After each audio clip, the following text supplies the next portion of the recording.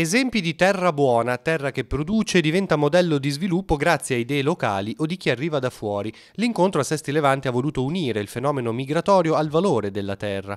Particolare l'esempio di Aghitu Idea Gudeta, etiope da 8 anni in Trentino, dove alleva le capre mochena in via di estinzione e produce alimenti biologici. Siamo in 3 perché lavoro anche con l'inserimento lavorativo per i rifugiati e quindi ad oggi abbiamo 2 dipendenti e poi abbiamo i ragazzi che vengono da tutto il mondo per fare esperienza di lavoro, di vita con noi. Aghitu ha preso spunto dalla pastorizia nomade del suo paese e ha creato in Italia una microeconomia trasformando i terreni abbandonati in risorsa.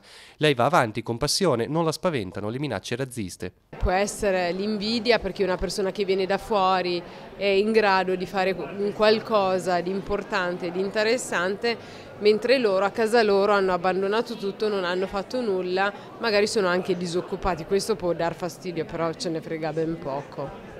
In Liguria è forte l'esempio del biodistretto della Val di Vara, un progetto che ha messo in rete 7 comuni. Produttori, associazioni e cooperative del biologico hanno fissato alcuni punti: non usare diserbanti, inserire prodotti bio nelle mense, favorire lo sviluppo dell'agricoltura e il lavoro giovanile. Risultati tutti raggiunti? Pensiamo di sì, perché adesso in Val di Vara, ed è una delle uniche situazioni italiane, abbiamo il 60% della superficie agricola che è coltivata con metodo biologico. Nel futuro su cosa lavorerete? Sulla diversificazione, quindi avere più prodotti di frutta, più prodotti trasformati, eventualmente anche cereali, insomma avere più prodotti.